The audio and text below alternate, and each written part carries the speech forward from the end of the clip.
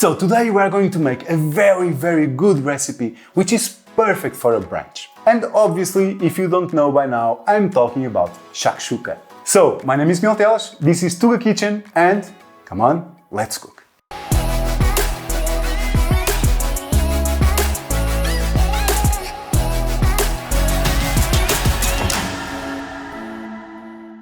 So, first thing first, one onion, and you can slice it the way you prefer, it's no big deal. Next, 2 or 3 cloves of garlic, it's up to you. I'm going to laminate them, but you can slice it or crush it or do whatever you like. Now let's take a red pepper, clean the seeds, and dice it into small pieces.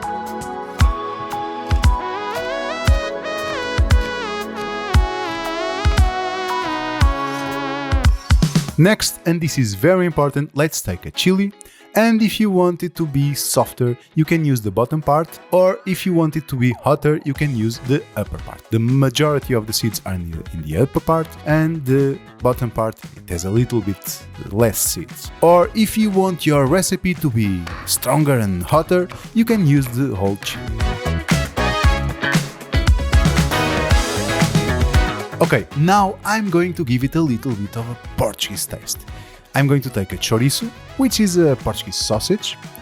I don't know where you can get it around the world, but it's very common in Portugal.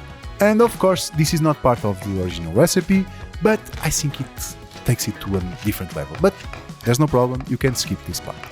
So now our mise en place is ready, which is the same to say that our ingredients are all chopped up.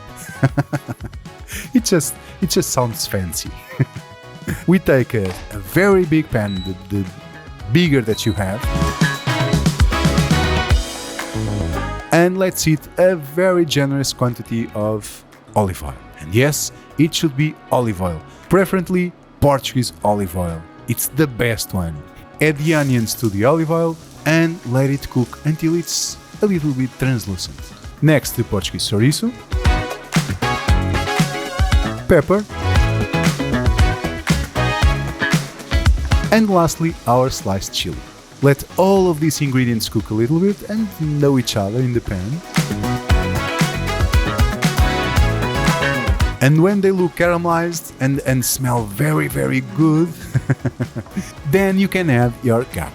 And we only do that in this part because obviously we don't want to risk burning the garlic, because burnt garlic, it's very bad. Now it's time for our spices. Let's start with saffron, cumin, and last but not least, paprika. Obviously, you can use the spices that you prefer, but these are the traditional ones. And this smells so good. You have to try this. You really have to try it. Now let's add a little bit of tomato paste,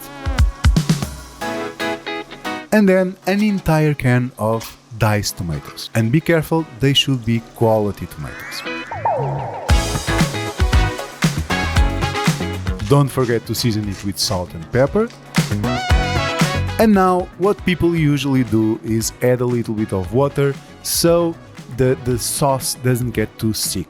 But what I prefer to do is to cover the pan so the moisture and the water stays inside. Now you just need to let it cook for about 20 to 30 minutes in low heat. It's very important, low heat. And when the sauce is at the point that you are looking for, you can make little holes with a spoon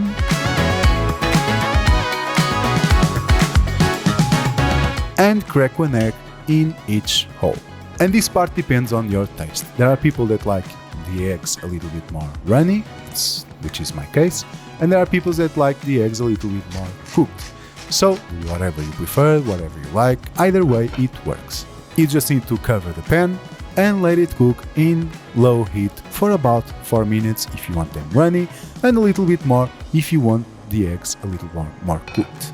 Now don't go anywhere because you need to keep an eye on the pan, okay? Because this is going to depend on the heat source and on your pan, obviously. Now for the end, let's take a little bit of Feta cheese, which is a Greek cheese, pour it a little bit over. Next, let's take a little bit of coriander, chop it.